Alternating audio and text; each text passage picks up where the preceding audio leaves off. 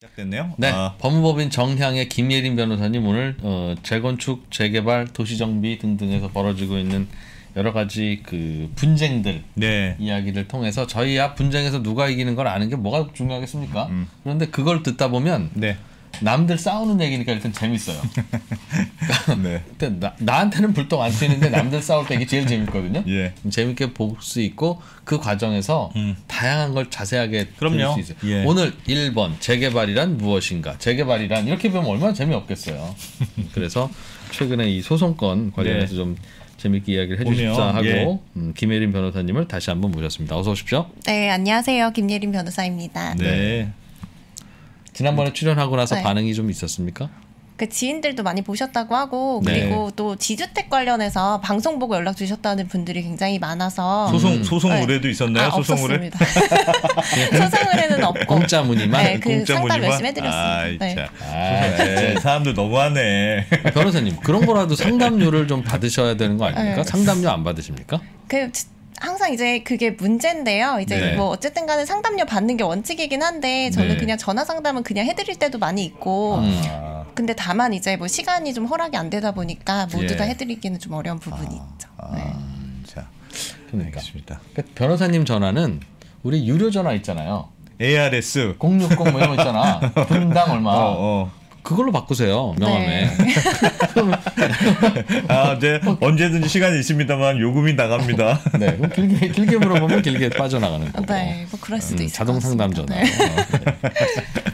이번 사건은 신반포 15차 재건축 조합하고 대우건설이 이제 시공사였는데 제가 듣기로는 재건축 조합이 대우건설 보고 아파트 지어주세요 하다가 중간에 대우건설 나가 다른 건설사하고 할래 이런 식으로 하는 바람에 대우건설이 그런 게 어딨어 무슨 소리야? 그래서 소송을 했고 그래서 소송 결과 1심에서는 재건축 조합이 이겼고 2심에서는 대우건설이 이겼다. 이런 이야기예요. 그게 진짜 특이해요. 저는 이 소송 보면서 왜냐하면 그냥 전혀 잘 모르지만 그냥 예를 들면 재건축 조합이 시행사를 바꾸는 일들이 되게 많잖아요. 실제로 제가 듣기로도 이 시행사를 했다가 시공사를 선정했다가 여기가 마음에 안 들어. 그래서 다른 뭐 그럼 대우건설에서 현대건설을 바꿨다가 이렇게 바꾸는 일들이 되게 비일비재하다고 들었는데 우리 대우건설이 우리를 한번 맡겼으면 끝까지 가야지 니들 마음대로 바꾸냐? 하면서 소송을 내서 이겼다는 게 도대체 어떻게 됐길래 그렇게 이길 수가 있는 거지. 그럼 바꾸지 말. 앞으로 그러면 시공사를 함부로 바꾸면 안 된다는 뜻인지.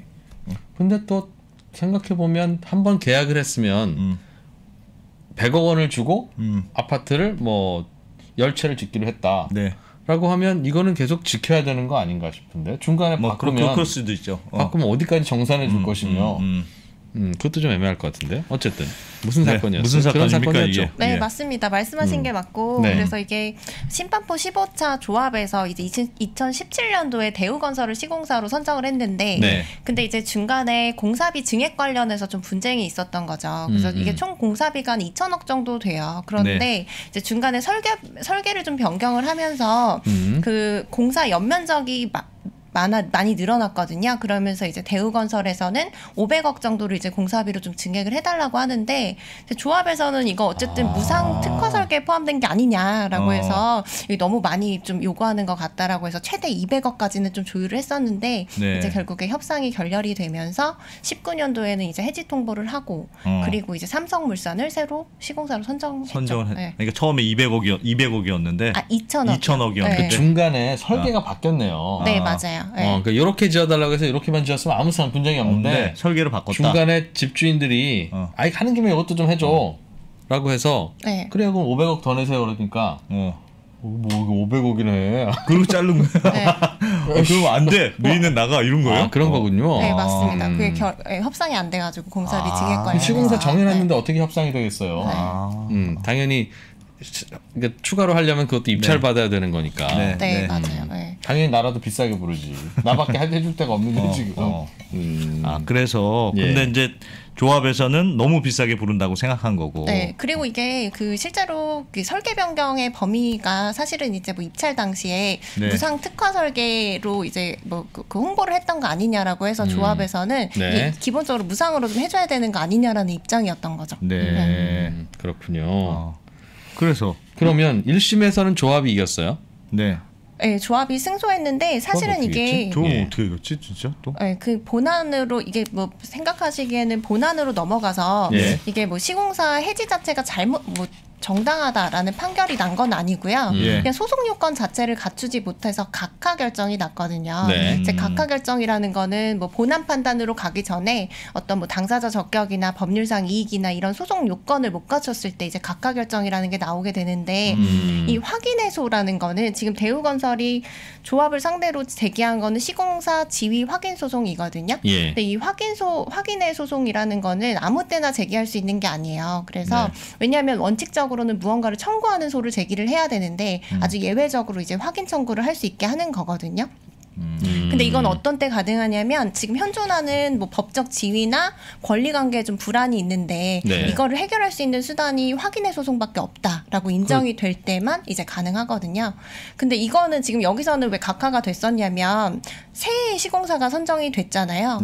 그렇게 되면 일단 대우건설은 과거에 이제 내가 시공사의 지위에 있었는지 여부를 다투는 게 되기 때문에 그래서 원칙적으로 확인 소송에서 과거의 권리관계를 다투는 거는 법률상 이익이 없다고 해서 각하를 하거든요. 그래서 소송을 잘못했네. 그렇게 봐서 시공사 자격을 박탈당했으니 피해 보상을 해주십시오를 하든가. 네 맞아요.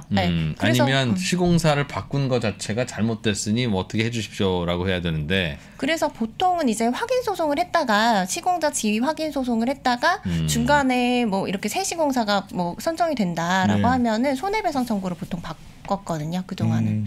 1심 대우건설의 1심 변호사가 잘못했네. 아니요, 근데 잘못한 거 아니고 원래 원칙적으로 다 그렇게 판결이 나왔었어요. 그렇기 때문에 이제 손해배상 청구로 바꾸면서 중간에 사실은 시공사 입장에서도 뭐 이제 조합이랑 좀 불협화음이 있으면 계속 공사를 하기는 현실적으로 어렵잖아요.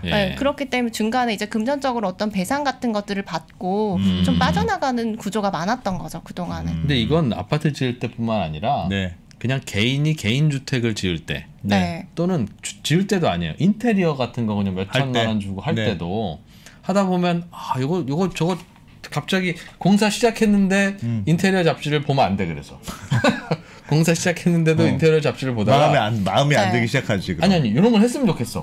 갑자기. 근데 처음에 견적받을 때는 안 한 건데 요걸 저기다 구현해주면 안 됩니까? 라고 하면 되기야 되죠. 그건 얼마입니다 나오겠지. 그렇지. 그럼 얼마입니다 나오는데 이거는 비교가 안 되는 거죠.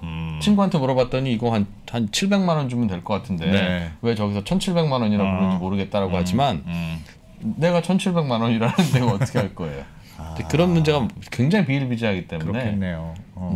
이거는 어쩔 수 없이 그럼 받아들였어야 된다는 게 2심 판결입니까? 2심 판결에서는 이제 어쨌든 간에 이게 뭐 1심에서는 일단은 뭐 그 법률상 이익이 없다는 걸로 각하해서 사실상 본안 판단 자체를 받지를 못했거든요. 그런데 이제 2심에서는 어쨌든 이 확인 소송 아니면 사실 대우건설이 시공사 지위 관련해서 다툴 수 있는 방법이 없다라는 걸 좀 인정을 해서 일단 법률상 이익은 인정을 했고 이제 크게 본안으로 넘어가서 두 가지 쟁점이 있었어요. 그래서 첫 번째로는 해지 사유가 있느냐, 공사비 증액을 요구한 걸로 시공사 해지가 가능하느냐. 근데 사실 이게 뭐 입찰 당시에 뭐 조합원들한테 이런 부분들을 만약에 이렇게 해서 공사 연면적이 늘어나면 그럼 공사 금액이 증액될 수 있다는 걸 고지했다는 거예요. 그래서 그 부분이 인정이 돼서 이거는 해지까지는 못한다. 사유로 인정이 되지 않는다는 게 첫 번째였고 두 번째로는 이게 도급인은 이제 공사를 맡기는 사람인 거죠. 조합이 되겠죠. 조합이 이제 공사가 완성되기 전에는 임의로 언제든지 해지를 할 수가 있어요. 해제를 할 수가 있는데 그거는 뭐 별다른 사유가 없더라도 해제가 가능하거든요. 근데 그냥 통보만 한 거예요. 해제 뭐 결의를 거쳐서 총회 결의를 거쳐서. 근데 이제 이 통보 자체가 부적법하다는 거거든요. 왜냐하면은 절차를 갖춰야 된다. 네, 왜냐하면 조합원들한테 만약에 이 시공사를 뭐 해제를 하고 다른 시공사를 뽑으면 손해배상금이나 이런 것들을 물어줘야 된다. 그리고 그 금액이 얼마 정도 된다라는 거를 자세히 고지를 해주고 총회 결의를 거쳤어야 되는데 이런 절차가 없었다는 거죠. 조합에서 간부들이 그냥 다른 건설사 정해놓고 그렇게 바뀌었다고 통보만 했군요. 네, 그래서 그냥 결의한 거죠. 그렇기 때문에 그 옆에 삼성물산이 있었던 거 아니에요? 우리가 다른 걱정하지 말고 빨리 통보하세요 이런 거 아니에요? 네, 맞아요. 실제로는 그렇게 이루어지는 경우가 많이 있죠.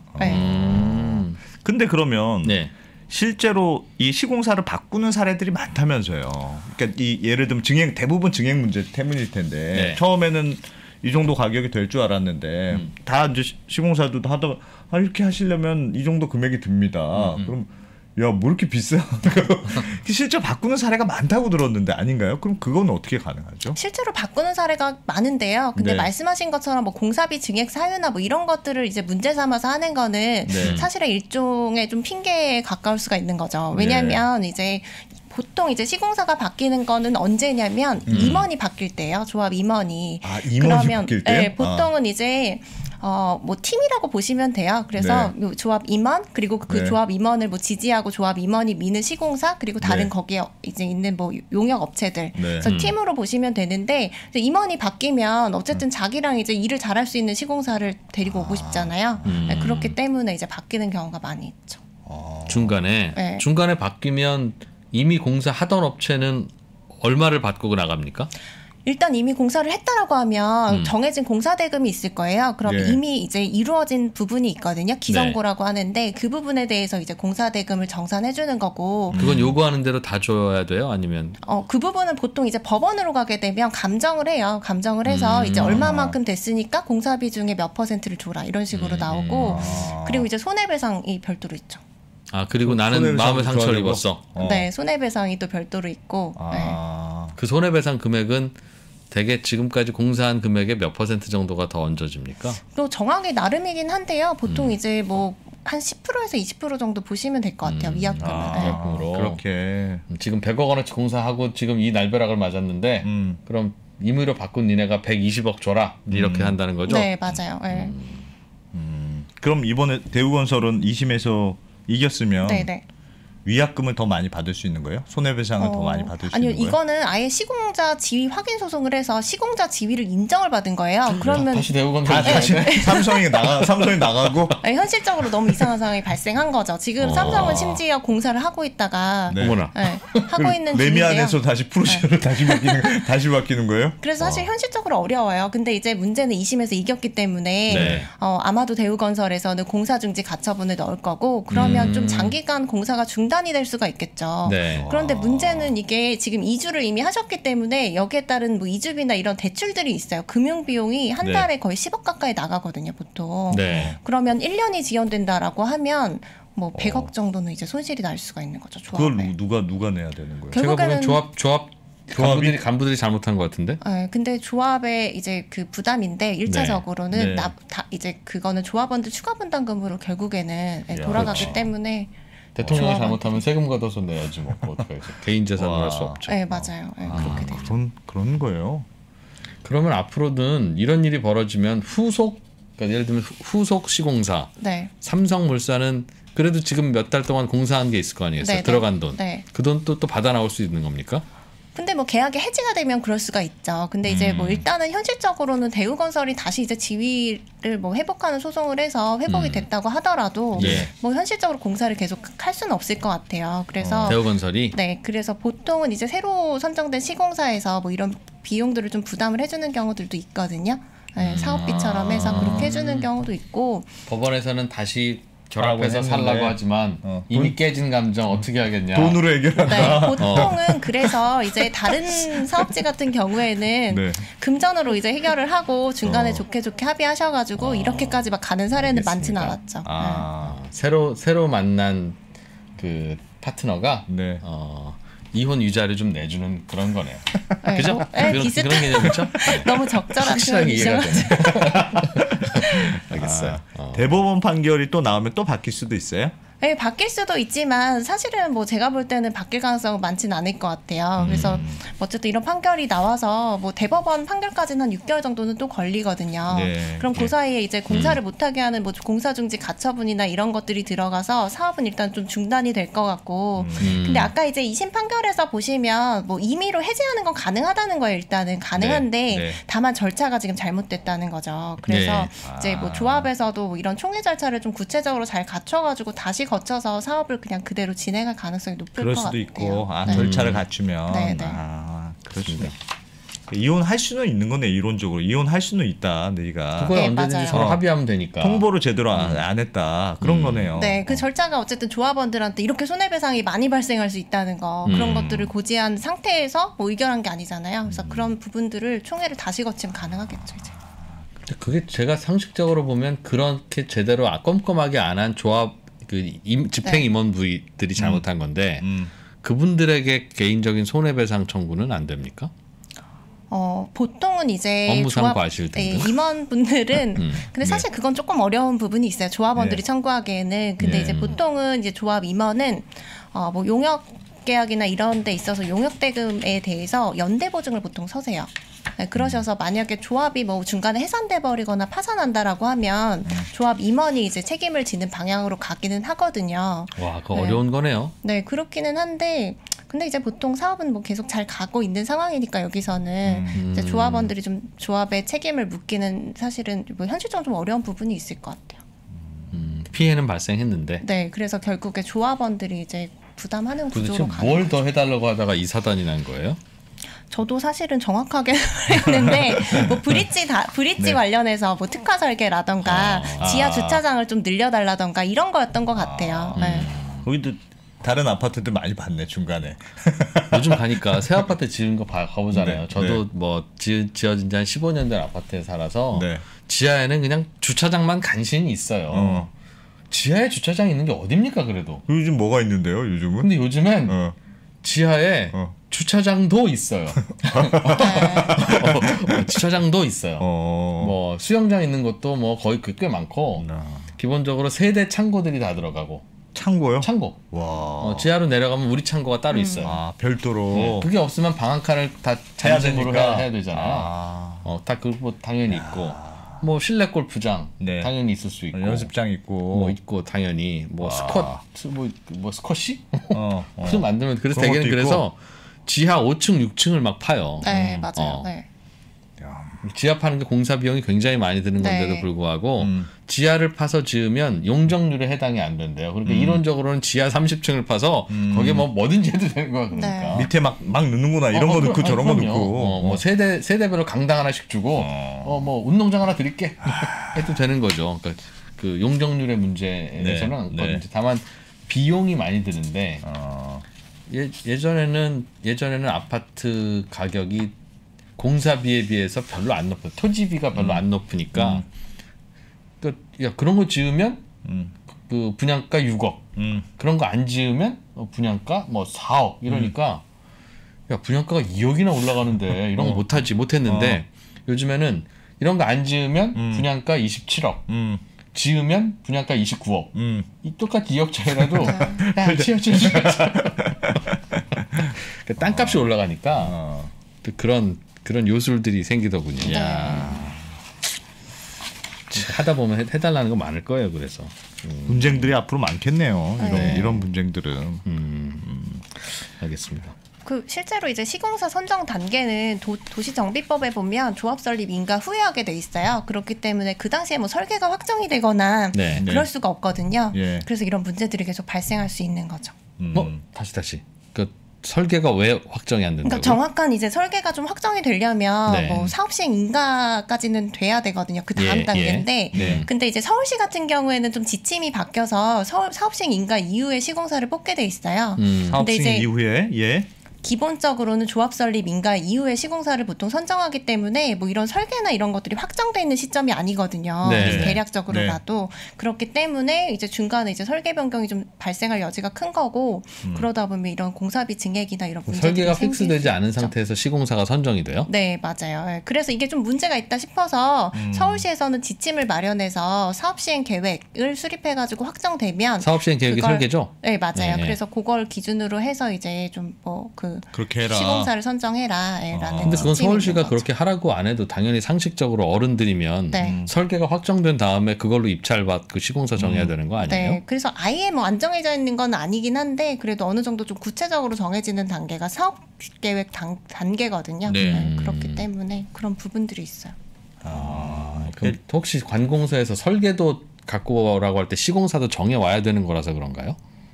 설계도를 가지고 오라는 거예요? 그건 필요 없어요?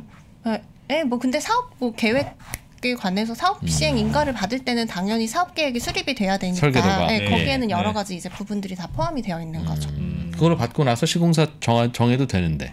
네, 그래도 되는데 근데 문제는 뭐냐면 이게 조합들이 사실은 돈이 없잖아요. 사업을 진행을 해야 되는데 그러다 보면 이제 시공사가 들어와야만 대여금 처리를 해서 그때 돈이 가능한 거예요. 처음부터 시공사가 들어와서 모든 걸 다 관여하는 거지. 이렇게 설계비도 없어. 네, 맞아요. 네. 그런 거죠. 설계비도 몇 억씩 뭐 몇십억씩 될 텐데. 네, 맞아요. 그래서 처음에는 이제 정비업체라고 해서 뭐 사실은 이제 정비 사무를 도와주는 정비 업무 같은 것들을 좀 도와주고 뭐 서류 접수하고 이런 것들을 도와주는 뭐 동의서를 걷는다거나 사실상 이런 정비업체의 용역비가 굉장히 부풀려져 있거든요. 그게 왜냐하면 처음에 이제 조합 운영비가 없다 보니까 이분들이 대여 처리를 해주는 거예요. 그리고 시공사가 들어오면 바톤 터치하고 이제 시공사에서 본격적으로 자금을 많이 이제 대여를 하는 거죠. 그 마진을 먹고 가져가는 분들도 있다 처음에. 네, 처음에 이제 뭐 어쨌든 사업의 리스크를 안고 가는 그런 거니까. 거죠. 그러다가 또 흐지부지 되면 돈만 날리는 거니까. 네, 그리고 용역비를 못 받는 경우도 있어요. 정비업체 같은 경우에도. 근데 시공사는 일단 대형 건설사가 많지만 정비업체들은 좀 영세하거든요. 그래서 한두 업장 좀 잘 안 되면 그냥 파산해버리고 이런 데도 많아요. 알겠습니다. 그래서 설계가 제대로 안 된 상태에서 시공사가 먼저 정해진다. 그러니까 지금 그 금액에 대한 분쟁이 생기겠군요. 네, 생길 수밖에 없어요. 그리고 계약에도 다 포함이 돼 있어요. 나중에 공사비가 증액될 수 있다. 그런 내용들이 있기 때문에. 야, 근데 아무리 그렇더라도 이렇게 많이 이런 거네요. 그러니까 증액은 될 수 있다고 하더라도. 알겠습니다. 재건축 재개발 진행하는 과정에서 또 어떤 좀 그 소송들이 좀 있습니까? 가장 많은 거는 이제 뭐 대표적으로 인가가 날 때마다 뭐 재개발 재건축은 조합 설립 인가, 크게는 사업 시행 인가, 그리고 관리 처분 인가 단계로 이제 진행이 되는데 그 인가가 날 때마다 이제 사업을 또 반대하시는 분들은 꼭 있잖아요. 그러면 이게 뭐 인가가 문제가 있다라고 해서 인가 취소나 무효를 구하는 소송들을 많이 하시고 그리고 이제 조합 임원에게 이제 비리가 의심이 되는 경우가 꽤 있어요. 그래서 뭐 그거 관련해서 해임 총회라던가 뭐 해임 결의를 해서 뭐 선임 결의가 잘못됐다는 뭐 그런 임원의 선임과 해임과 관련된 이제 소송을 하신다거나 그런 것도 많이 있고 그리고 서로 마음에 안 드는 거지 그거는. 엄청 싸우나 보네요. 건축 과정의 문제가 아니라 이미 초기 주도권 싸움이거나 그런. 네, 맞아요. 주도권 싸움도 있고, 네, 맞아요. 네, 그러시고. 근데 소송까지 가요 서로? 네, 많이 말로 안 되니까. 그래서 사실 예전처럼 결투를 하기 제일 좋은데 말로 안 되니까. 그래서 심한 곳은 무슨 액션만 조합해서 뭐만 하면 바로 그냥 무조건 소송전이 벌어지는 거예요. 그래서 실제로 인가를 받았는데 또 취소되기도 하고 그러면 또 사업이 정지가 되거든요. 그래서 만약 예를 들어 재개발 재건축 투자를 하신다라고 했을 때는 제가 이제 뭐 반대하는 분들이 많은지 그럼 이런 분들을 보통 비상대책위원회라고 해서 비대위라고 하거든요. 반대하는 분들. 그래서 비대위를 결성하세요. 네. 다 있는데 근데 이제 너무 강성하신 분들이 있어요. 그러면 사업이 좀 안 갈 여지가 있는 거죠. 그래서 이게 다 큰 어른들 수백 명이 모여서 한 마음으로 새로 아파트를 짓는다는 건 보통 일이 아니에요, 그게. 진짜 보통 일이 아니라 하더라고요. 그럼요. 그래서 보통 재개발 같은 경우에는 뭐 이제 뭐 시작이 정비구역 지정하고도 한참 걸려요. 한 10년 이상 걸리고 정비구역 지정될 때까지도 한 뭐 5년 정도 걸리거든요. 진짜 오래 걸리죠. 초기 단계에 들어가시면. 싸우는 제일 큰 이유는 뭐예요, 주로? 일단은 이해관계가 다 다르실 수밖에 없잖아요. 그래서 뭐 예를 들어서 재개발 재건축 같은 경우에 기본적으로 분양 자격은 내가 아무리 큰 건물을 갖고 있어도 입주권 하나밖에 못 받거든요. 나머지는 감정가로 청산. 네, 맞아요. 그렇게 되면 손해가 굉장히 크시거든요. 큰 건물을 갖고 계신 분들이라던가. 그리고 또 영업하시는 분들도 상당히 손해가 크실 수가 있어요. 왜냐하면 이제 영업을 하시는 분들은 나중에 이제 그 일단은 재개발 재건축 구역으로 지정이 되면 장사가 일단 안 되거든요. 안 되고 사람들이 빠져나가기 때문에 그렇고 이게 시간이 굉장히 오래 걸리잖아요. 오래 걸리는 동안 이게 뭐 어쨌든 영업도 잘 안 되고 또 그리고 뭐 새로 짓는 동안은 다른 데 이주해서 영업을 하셔야 되는데 지금까지 자리 잡은 게 또 있으신데 다른 데서 또 이주했다 다시 또 이주해서 들어와야 되니까. 주민들이야 잠깐 이사 갔다 오면 되지만 장사하시던 분들은 진짜 장사하시는 분들은 저기 옮겨서 장사할 수가 없으니까. 네, 맞아요. 그런 분들이 이제 보통 반대를 많이 하시죠.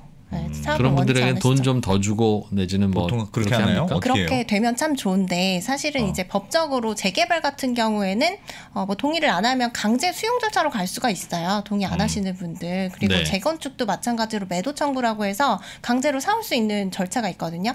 그렇기 때문에 굳이 조합에서는 그렇게 할 이유가 없는 거예요. 어차피 법대로 하면 강제로 사올 수가 있기 때문에. 그 몇 %죠? 몇 %? 몇 퍼센트 매매 대금이요? 예.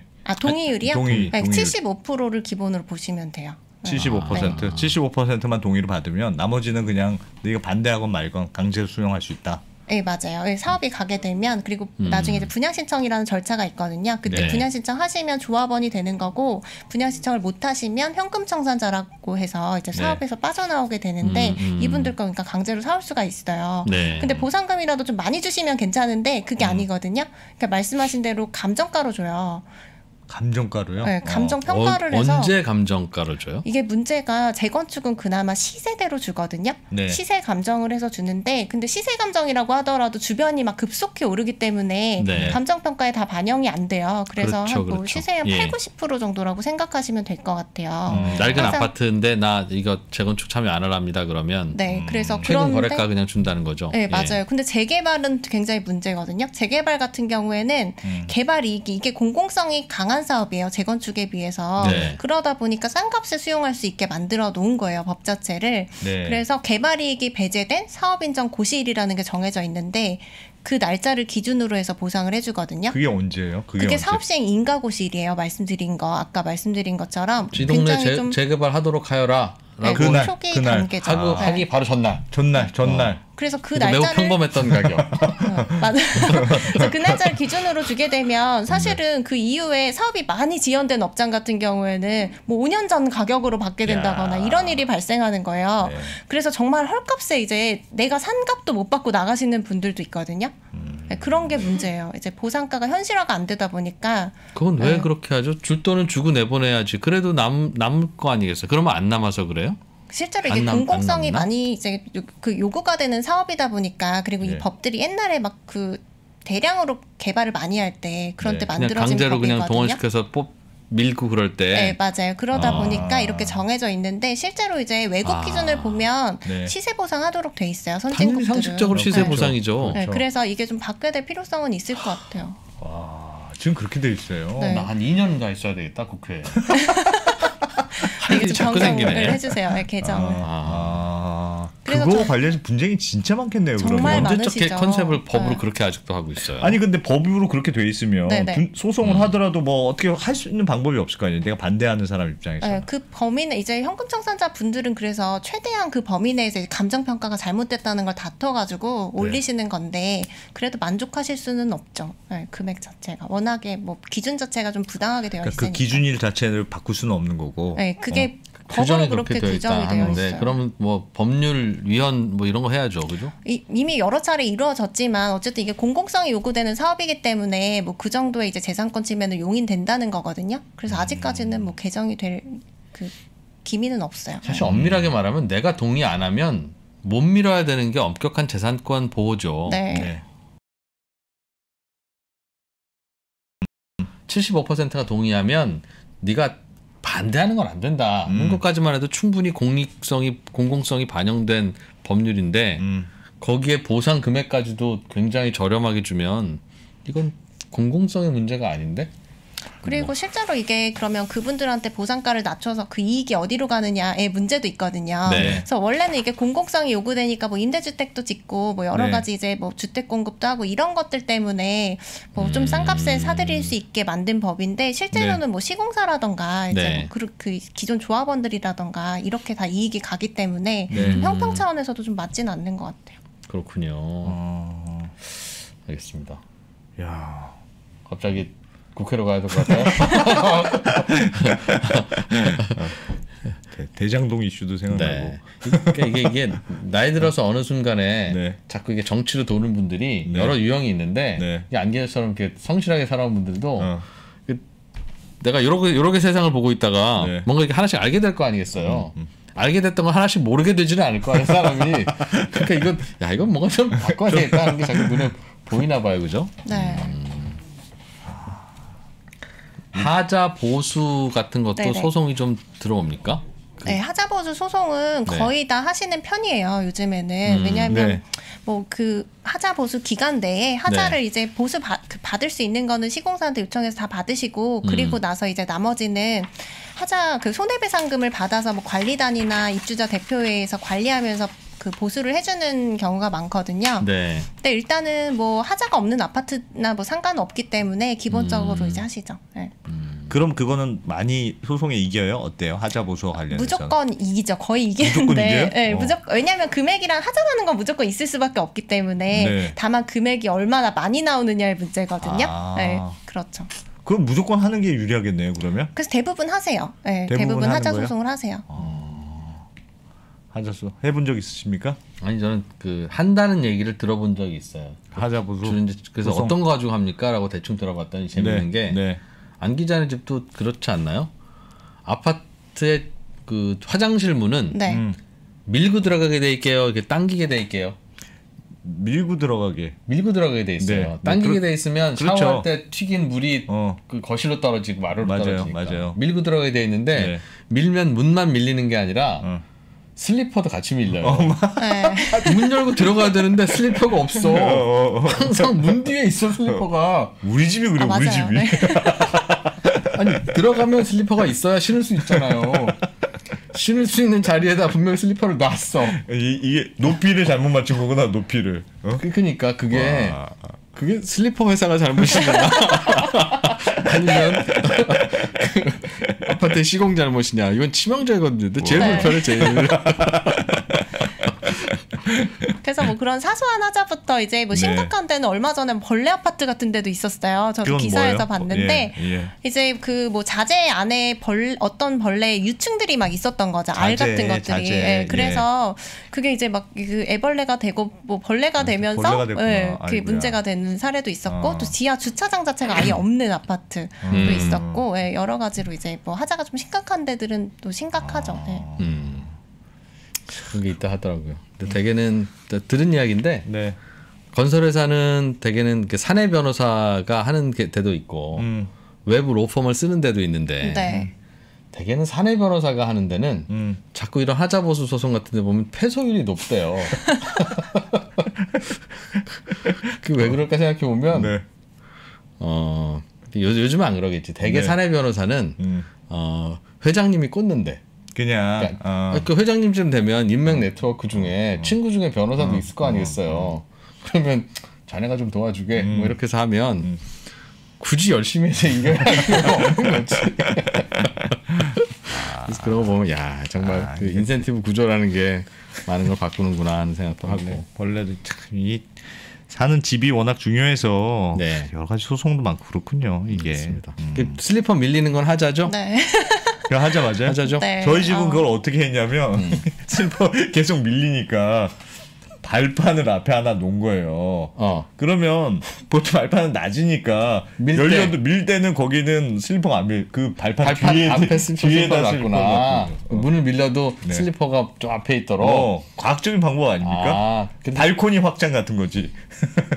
그렇게. 저는 그동안 그냥 감수하고 살았는데 또 하자로 할 수도 있을 것 같아요. 그거 사람 미칩니다. 되게 화장실에 들어갈 때는 그렇게 막 기분 좋은 상태로 들어가지 않아요. 아침에 출근해야 될 때 막 바쁘게 들어가거나 아니면 용변이 급해서 들어가거나 자야 되는데 씻고 자야 되니까 짜증나가지고 들어가거나 아무튼 기분 안 좋을 때 들어가는데 슬리퍼가 없으면 정말 문 옆에 두면 된대요. 슬리퍼를 문 옆에. 팁을 하나 드리면 인테리어를 할 때 그래서 바닥 타일을 반드시 교체를 해야지 조금 견적 싼데 부르면 그 위에다 타일을 붙여버려요 그냥. 그래서 높아지는 자꾸 거구나. 높아진다니까요. 자꾸 높아진다니까요. 많은 걸 가르쳐 드립니다. 자, 재밌네요. 이런 이야기 들을 거 많습니까? 네, 또 하나 이제 쟁점이 많이 되는 게 분양 자격이에요. 왜냐하면 재개발 재건축에 관련해서 분양 자격이 되게 복잡하게 돼 있어서 이거 관련해서도 분쟁이 굉장히 많거든요. 그래서 그런 것들도 좀 재밌는 분양 자격. 예를 들면요.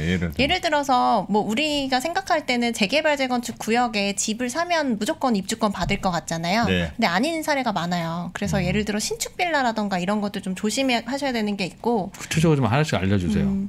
너무 많은데요? 많으니까 오늘은 그래도 하나만. 한두 개만 배우다가 시간 끝나면 여기까지만 배우고 나머지는 다음 시간에 이어서 배울게요. 한 가지 정도만 말씀을 드리면 예를 들어서 신축 빌라 같은 거 사실 땐 좀 조심하셔야 되거든요. 왜냐하면 입주권 안 나오는 경우가 있어요. 왜 그러냐면 이게 이런 경우가 있는 거죠.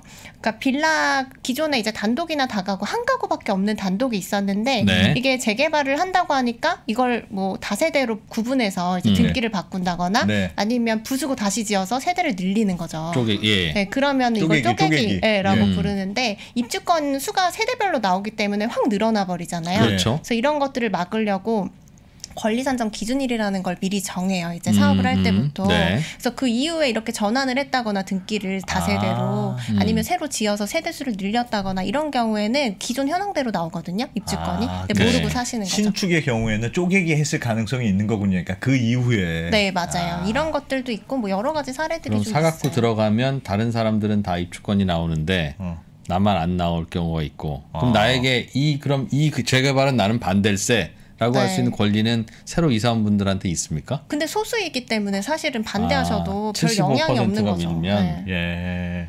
야, 그렇군요. 그럼 좋아 보여서 그냥 그 빌라를 사러 들어간 것도 혹시 이 동네 재개발 조합이 만들어져서 진행되는 거는 아닌지 그래서 이 건물이 지어진 게 말씀하신 기준일 이후 거는 아닌지를 알아봐야 되겠네요. 네, 그래서 권리산정 기준일이라는 걸 보통 고시를 하거든요. 근데 이게 정비구역 지정할 때 보통은 같이 이제 정비구역 지정일 다음 날로 하는데 근데 서울 같은 경우에는 막 그 투기 수요가 많잖아요. 그러다 보니까 예정구역 지정하면서 이제 별도로 정해요. 정비구역도 정하기 전에.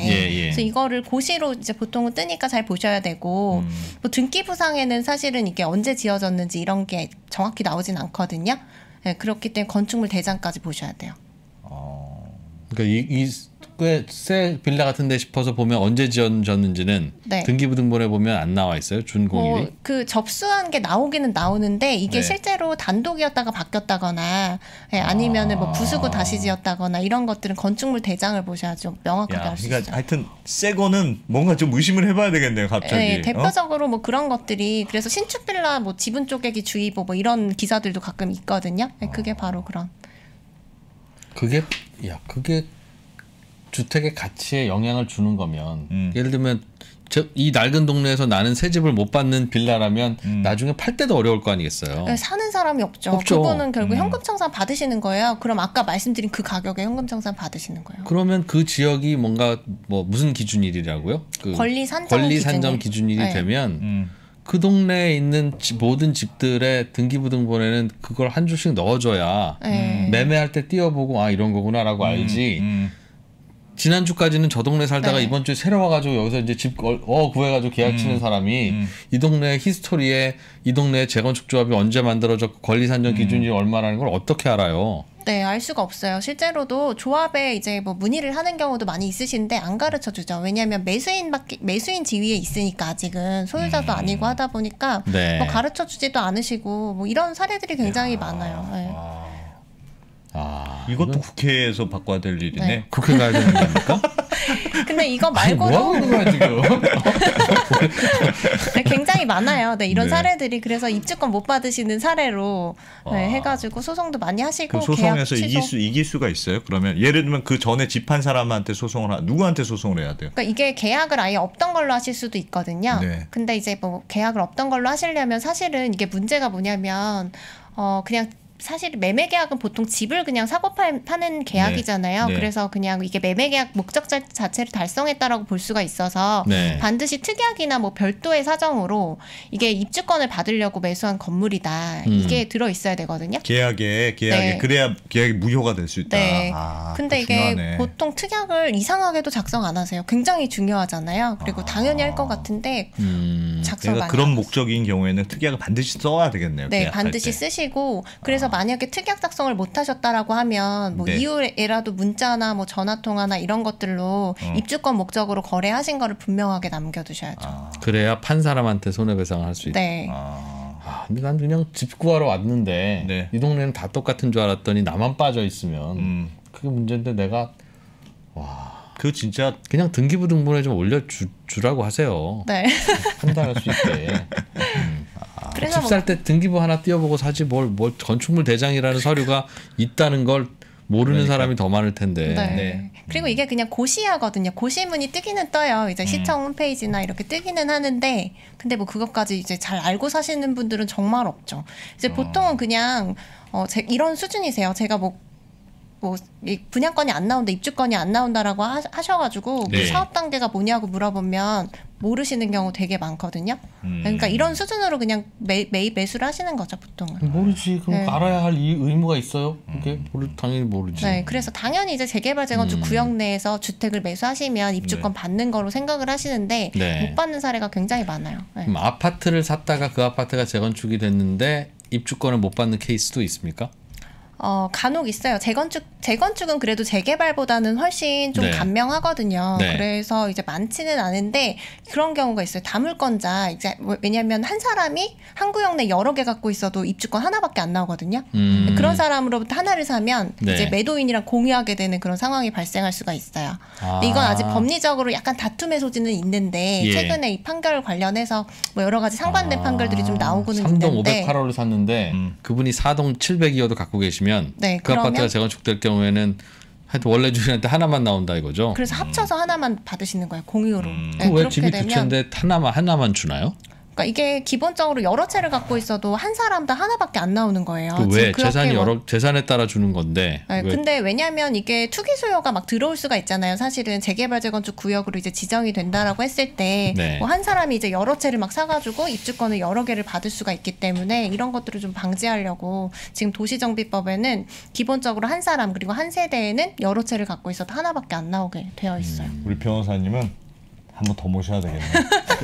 보니까 이 변호사님 오늘 그 삶의 지혜를 전달해 주는 것도 있지만 야, 여러분 정말 너무하는 거 아닙니까? 왜요? 김혜린 변호사님 나오니까 그 욕설과 반대 2% 뭐 저 나쁘지 채팅창이 깔끔. 진짜 여러분 너무합니다. 어른들이 왜 그러세요? 정말.